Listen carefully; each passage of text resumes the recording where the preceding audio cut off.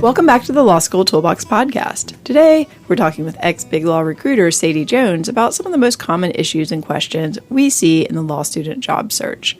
Your Law School Toolbox host today is Alison Monahan, and typically I'm with Lee Burgess. We're here to demystify the law school and early legal career experience so that you'll be the best law student and lawyer you can be. We're the co-creators of the Law School Toolbox, the Bar Exam Toolbox, and the career-related website Career Dicta. I also run the Girls Guide to Law School. If you enjoy the show, please leave a review or rating on your favorite listening app. And if you have any questions, don't hesitate to reach out to us. You can always reach us via the contact form on lawschooltoolbox.com, and we would love to hear from you. And with that, let's get started.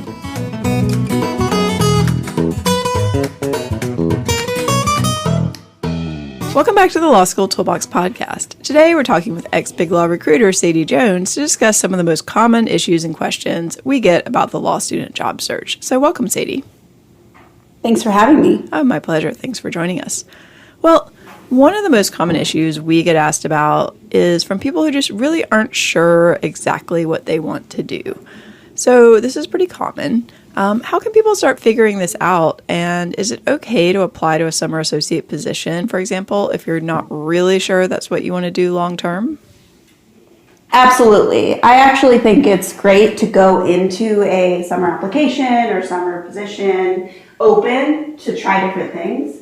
So I also think it depends whether you're a 1L or a 2L. So 1L year, I think, is just very open. And as we've talked about before, you really should take, the best kind of position, the best experience you can find. And I don't think it really matters what area, you're working in. As a 2L, if you want something like BigLaw, then it is really important to try to find at least that position. I don't know that it matters what practice area you want to do. You can go in with somewhat of an idea, but generally it's better to be open.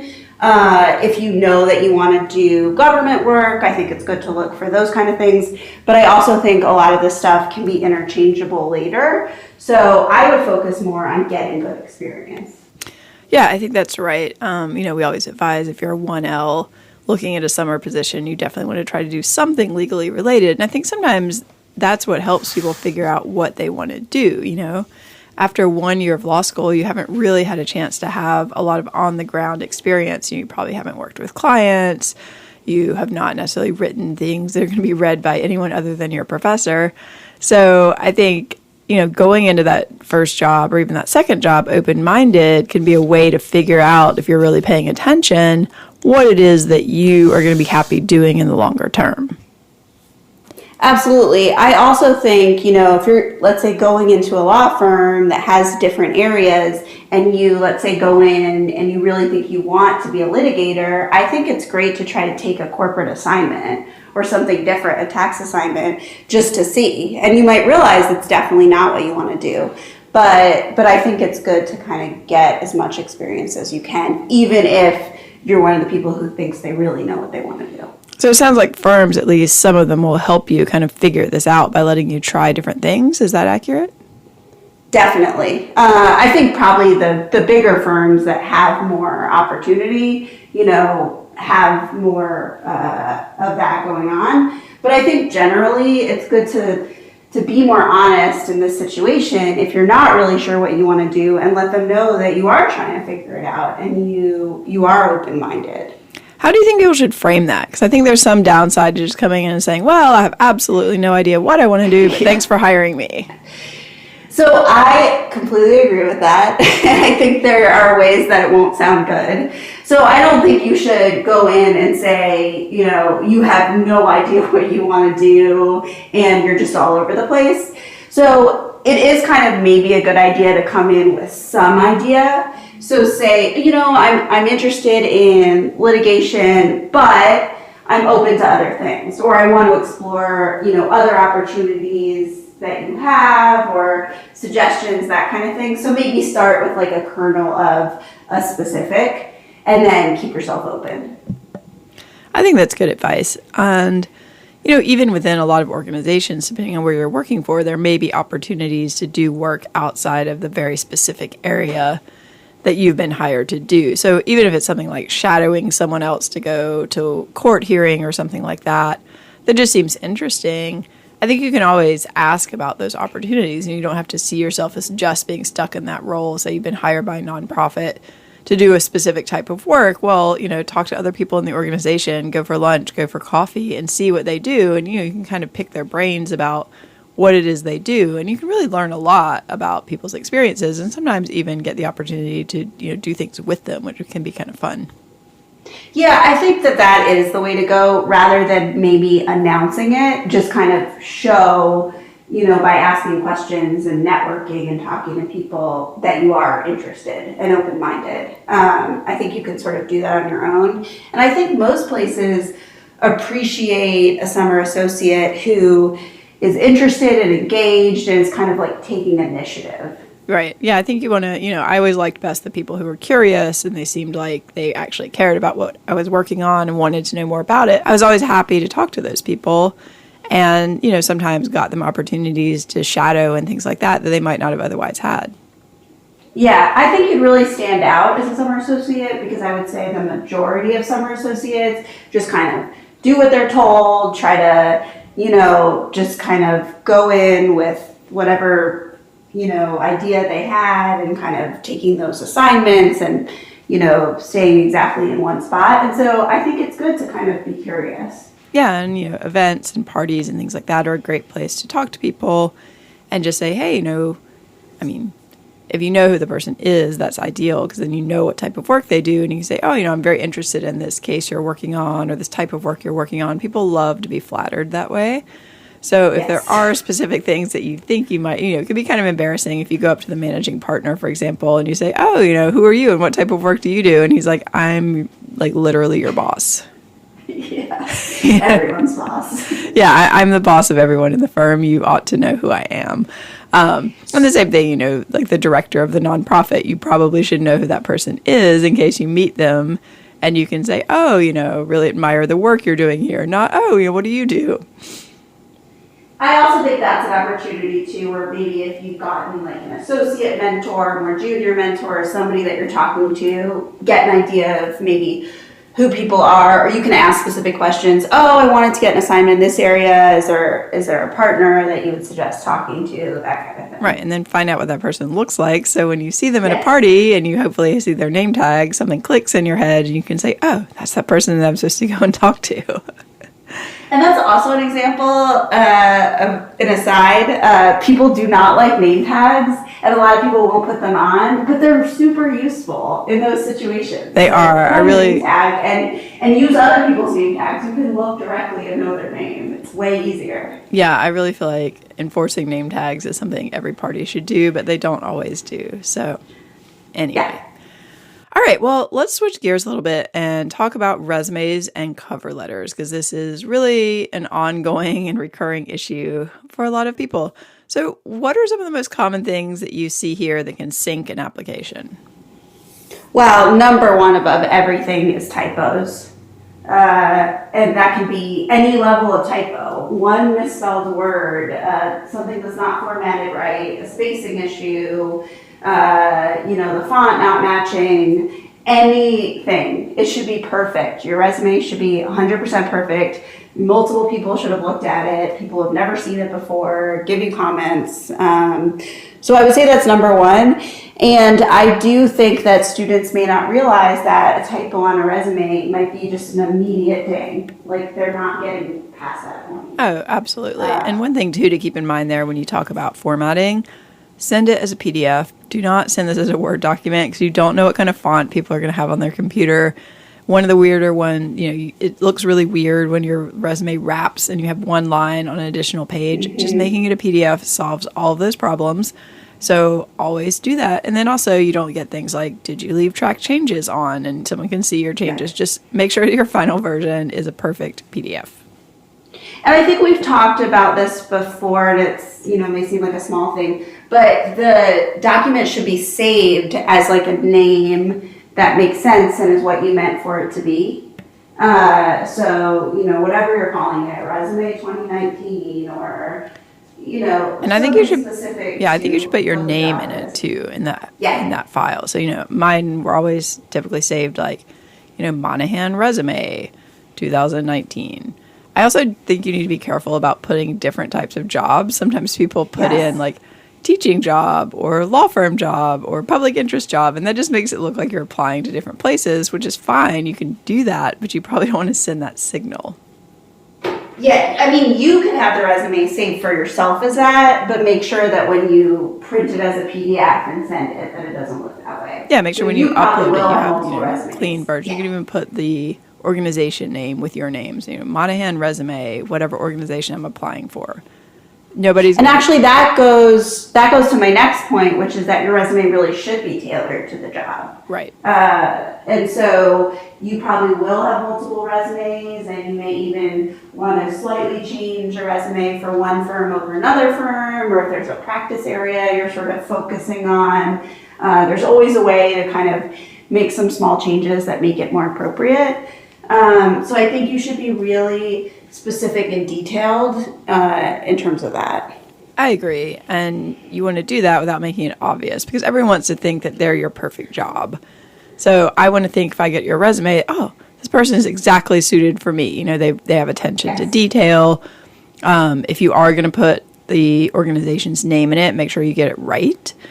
Again, no misspellings, no slightly different things. Law firms change their names all the time. So you want to make sure you've always got the most up-to-date name if you're putting it in your cover letter. I mean, this stuff is all on the website, basically. Yeah, and especially if you're applying to a specific person, double check that on the website before you send it in, because people really do get offended when their names are spelled wrong. Yeah, and they're Or, going to notice. you I know. mean, definitely. Yeah, absolutely. So- Another thing along those lines is if they have a process like that they say on their website for how you're supposed to apply, most places, outside of on-campus interviewing where you're just applying directly, have a process and somewhere where you upload documents. Do that. Do exactly what they asked you to do. Don't separately send all your stuff to another person and email them. Now, if there's someone you know and you want to give them a heads up that you submitted it, that's fine. But you need to submit the job application as it's stated on their materials. I completely agree with that. I mean, part of it is there's a process for a reason. A lot of larger organizations are tracking things around diversity statistics and things like that. Like, who are they hiring? Who are they getting applications for? But more importantly, it just shows that you can follow instructions, which is a key characteristic in any person you're looking to hire is, will this person listen to me and do what I ask them to do? Because there's going to be training in every job, and every organization has different processes, and they want to make sure you're going to follow them. So don't set yourself up for failure by refusing to follow the instructions for the very first time you have contact with them. It just doesn't make sense. Absolutely. And also, usually it just creates more work for the person you're sending it Right. to. So I know as a recruiter, we have a lot of the reason we have those systems is so there isn't like a person that needs to input all this data. Right. And probably what they're going to write back is, thanks for your interest, please apply here. Right, exactly. And you're going to have irritated them. Right. Please apply to the place we told you to apply the first time using the process we told you to use. Thank you. Goodbye. Yeah. Ding. I also think, I think people might have in their head that doesn't get looked at or something. That, I'm just applying to like a black box and, I don't know who's actually looking at it. I know from personal experience that every single resume that comes in is looked at, reviewed, and answered. And so, I can't say that across the board for every company everywhere, but I think it is true in law firms and, this world that we really are looking at everything. And so it's not like applying on a website is like going to be overlooked. No, absolutely. Quite the opposite. It's actually going to be what gets you into that process. Exactly. So, like, why go around the process? Just follow the instructions. And again, I think your point about they may be asking you to upload specific things. So if there are specific things, if they ask you for a resume, give them a resume. If they ask you for a writing sample, if they ask you for a cover letter, if they ask you for a transcript, do whatever they tell you, because it's just sort of like having typos on your resume. It's just one of the fastest ways to get yourself put in the like, oh my God, this person is a nightmare pile. We don't want to hire them. Don't be that person. I also think if they ask you for the transcript, you need to submit your transcript. So I know some people are sort of trying to bury it, trying to hide it, and I don't necessarily think you should need to write anything specific on your resume about your academics if they're not as strong as you want them to be. But if they asked you for it, just do it, because you're just like kicking the can down the road, because they're going to see it eventually. And again, you just created something where like they need to follow up with you. So you're going to have to put it out there. And I would think this would go without saying, but apparently not. Do not edit your transcript. Yeah, it there happens. was one really bad situation that I saw where that happened. Just don't do that. Someone will find out eventually. These are the type of things that can get you not admitted to the bar. You know, it's just not worth it. No job is worth, that sort of repercussion. Yeah, I mean, the truth will always come out, and it might take a while, and I think that's actually worse. Of course it's worse. Hired, and then they find out later. Well, it's all worse, so it should be and then you're totally 100% correct. Then you're totally outside of the process, so you don't have an opportunity to get another job, and how are you going to explain that you had to give up the first job because you forged your transcript? Well, maybe with another lie. Yeah, which is also going to be found out eventually. So you're just kind of setting yourself up for the cycle of bad lies that people will find out about, and then, bad things will happen. So, and most law firms or, most places, will say it doesn't have to be an official transcript. Even, I had people who just kind of typed out their what their grades were and that kind of thing. And usually that's fine, because again, we're going to get an official transcript eventually. So it's, you assume that there's going to be no errors there. So just make sure that's correct. Right. And again, this is actually something someone will look at. Yeah. I mean, if you're not going to give them that final offer until you've actually looked at an official transcript. So don't assume that like, oh, I'll just submit it and they'll never think about it again. There are processes in place. Yeah, that, are checking all of this at some point, and sometimes, things get missed earlier, but, the loose ends always get tied up later, so keep that in mind. Really, my overall advice for, all of these kind of documents are, they should be correct, they should be easy to read, they should be specific to the job you're applying to, and there should be no mistakes. I think all of that makes sense, which apparently is harder than it seems, because a lot of people actually, shockingly enough, have tons of typos on their resume and cover letter. All right, let's switch gears. So right now, most law students are working at some type of summer job. So what kind of tips do you have for success there? Well, I would make sure that you are getting the best experience you can.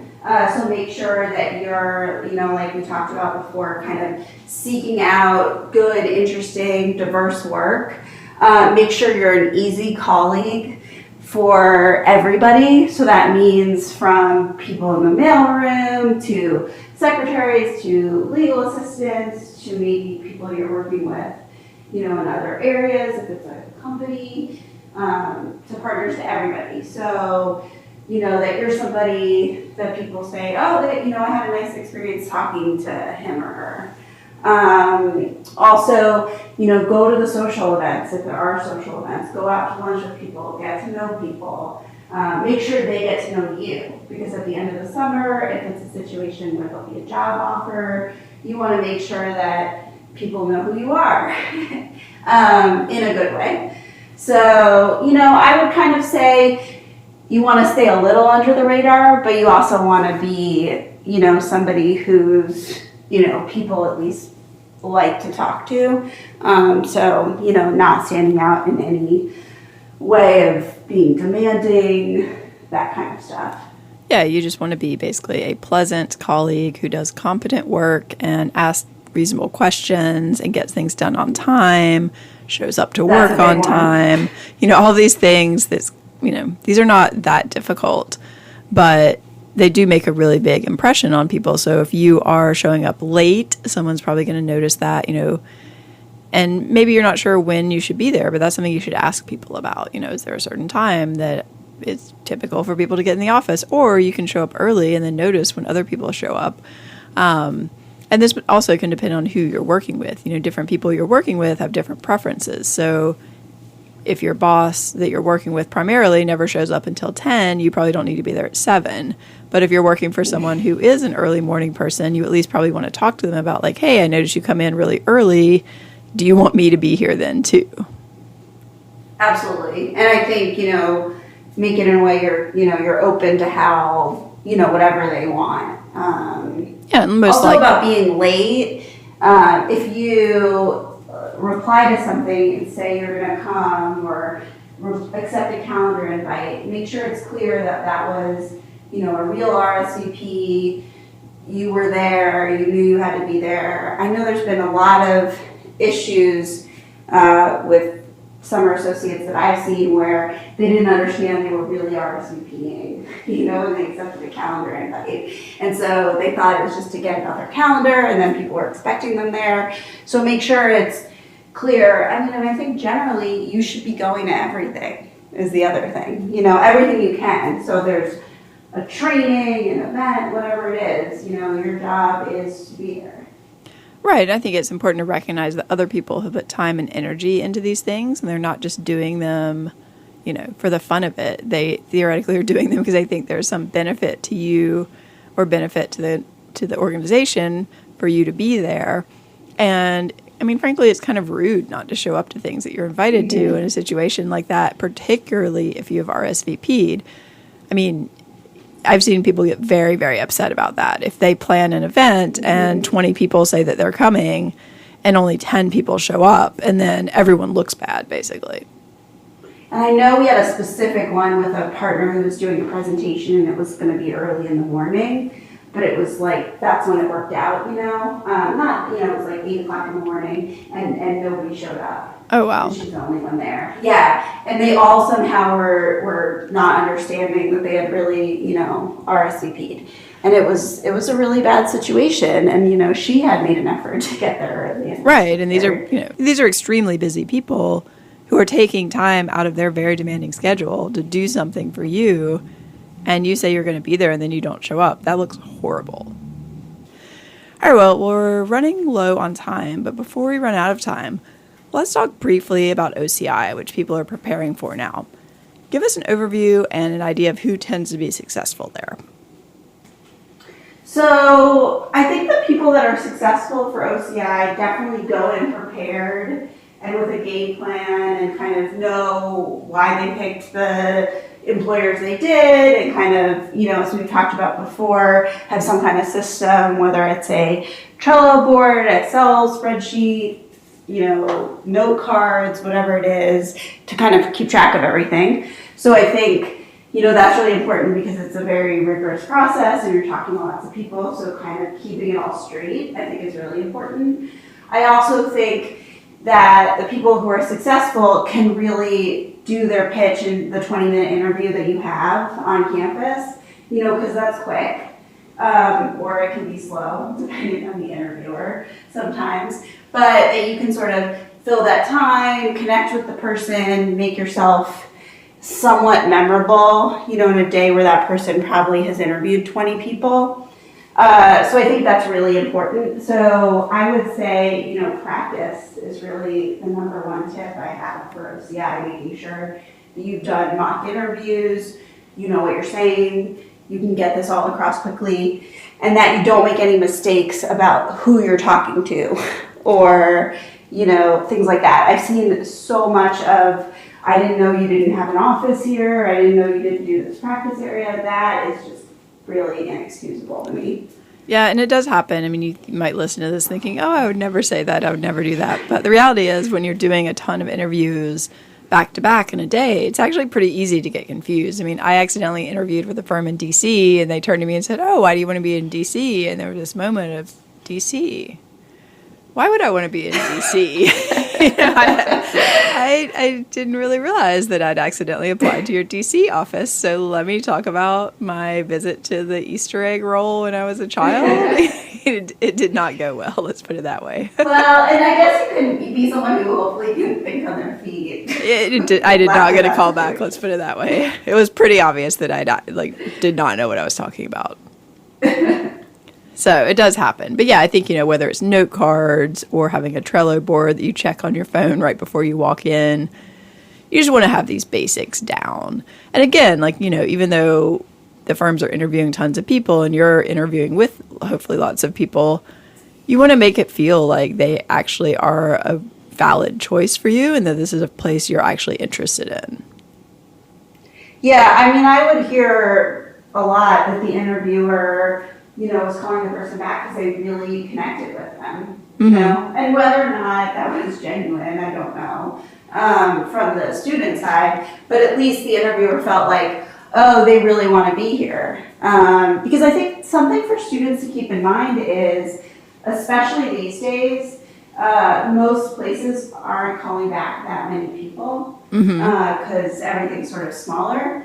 So, the interviewer's in a situation where when they're coming back to the firm, let's say that they interviewed 22 people and the firm says, you can call back 3. They're like, oh no, who do I want to call back? And sometimes they're trying to sell, to somebody at the firm that they want to call back an extra person. So you want to be that person that, they remembered as the 3 out of 20. Right. Yeah, that's a pretty harsh ratio. And let's be honest, some of this does come down to grades in your school and that kind of thing, but not everything. And this is where it's really important. We have a bunch of episodes about OCI and bidding and all these kind of things, but you want to be bidding on firms that the majority of them are realistic for you.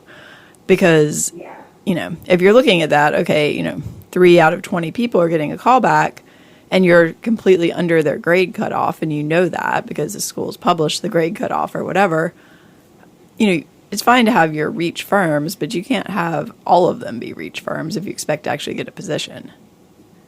Absolutely. That's the stuff you can't change. Right. So you can change how you're doing the interview, and I would say, put your best foot forward and be prepared, but that's the stuff that you can't get around. And so you're right, you need to be realistic. But on the other hand, there are people that have the grades and fit the criteria and do really poorly in an interview and don't get a call back. Yeah, exactly. I've seen us not call back, the top 2 students at a school. Oh, absolutely.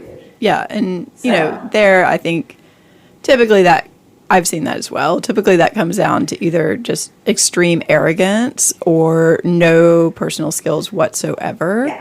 Yes. Or saying something really offensive.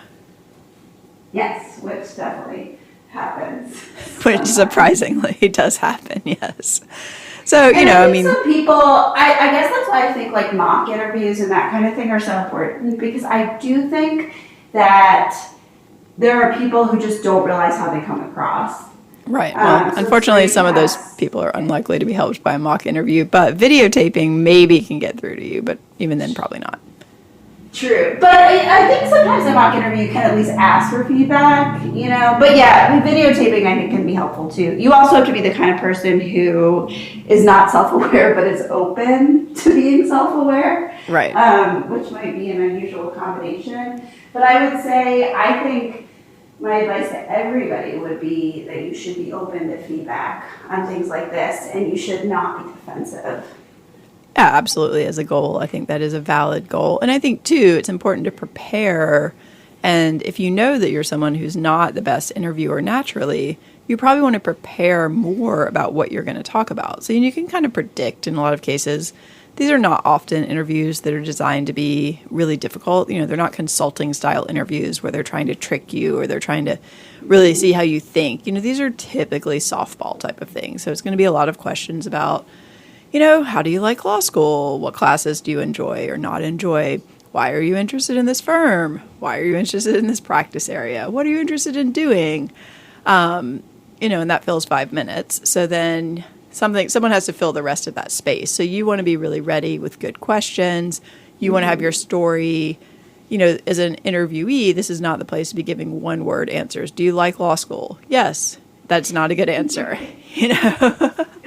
Yeah, it can be on you a lot to keep the conversation going. It's not necessarily the interviewer that's going to do that. Another thing, I think for some people who kind of know that they're awkward in social situations or have trouble, have a list of just like small talk things that you can bring up or questions, that you can ask people. Because aside from, going into the interview, a lot of the times there'll be, an area where you can socialize with other people from the firm or chat with people, or they might have, an event that they're hosting. So, that's a chance where you can just kind of chat with people. And I know that some people just have trouble with that. They don't know what to say. So it might sound silly, but writing down some things, even like it's Monday, like, what did you do this weekend? That Right. kind of thing. Or, are you watching the NBA playoffs that I had noticed from reading the New York Times were happening, in this area? That kind of thing. And yeah, I think having your story ready to tell in a way where you've got all the basic biographical information sort of at your fingertips and you've figured out how that makes sense. Like, I did this as an undergrad and then I worked here and then this is why I decided to go to law school. Just that basic stuff can make people feel more confident. And in that social situation, I think the best option for getting people to talk to you is just to be interested in them. So the more questions you're asking and the more follow-up questions you're asking, it doesn't matter if you really care what they're telling you. Just at least pretend to be interested, and most people will think you're a great conversationalist.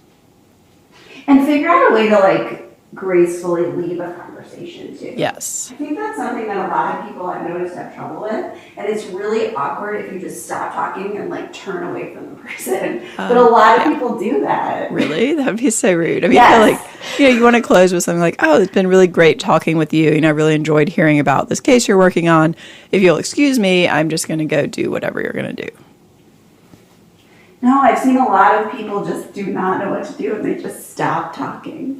That's They're pretty just weird. done. Yeah. You definitely want, if you're in a huge group or something and you haven't been talking for a while, it's probably fine just to sort of nod at everyone and walk off to the bar. But yeah, if you're in a conversation with a couple of people and you plan to leave that conversation, you should have graceful ways to do that. Absolutely. Yeah, and I think people get nervous. That's why I would say, it might seem silly, but to prepare ahead of time or write things down or practice with people, especially if you're in these situations that you're not normally in. Right. Everything about OCI is not normal. It's a pretty weird setup. And, if you're at a party, for example, you might plan where are you going to stand when you get there if you don't have anyone to talk to. For example, I would recommend you stand by the food because then you have an automatic topic of conversation. Hey, have you tried these little canapes? They look fantastic, don't they? And then that gives the other person the opportunity to say, oh, no, I haven't tried them. And then you're off and running. Yeah. I also would say about these events and things, especially these sort of recruiting events, don't have more than one drink. Oh, no. I think it's fine to have one drink and to walk around with it and help you relax a little bit. But I've seen people go so overboard at these events and become very noticeable. And I know it's all free stuff, but, they're looking at you for a job. Yeah, absolutely. And if you feel awkward, if you don't drink or you've had your one drink and you want to switch to something else, you can always ask the bartender to prepare you something that looks like a drink and isn't. So it can be, basically spring water or sparkling water with a splash of cranberry and a lime. Nobody knows it doesn't have vodka. It's fine. Yeah, I think that's good. And also, because I do think people sometimes want to walk around, with a glass and that. Right, exactly. And then, if people offer you something, you can just say, no, it's fine. You don't have to make a big deal out of it. Just say, oh, no, thank you. All right, well, we are running short on time. If you had one final piece of advice to give to job seekers, what would it be? Well, I think I'm going to go back to a piece of advice that I've already said many times, which is that there should not be any typos in any of the material that you're submitting. I just have to go back to that because I cannot believe how much I see it. So True. Nobody should think they're immune from that.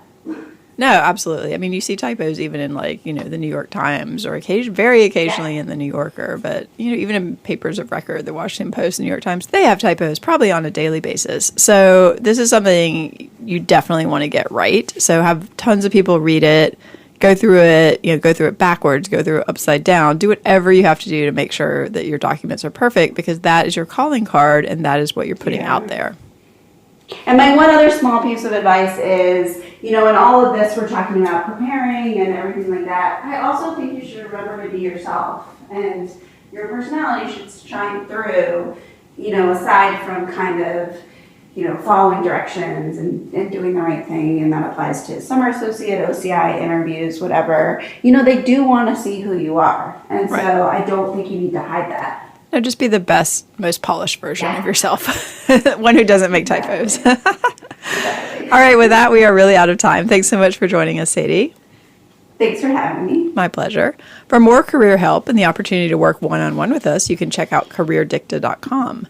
If you enjoyed this episode of the Law School Toolbox podcast, please take a second to leave a review and rating on your favorite listening app because we'd really appreciate it. And be sure to subscribe so you don't miss anything.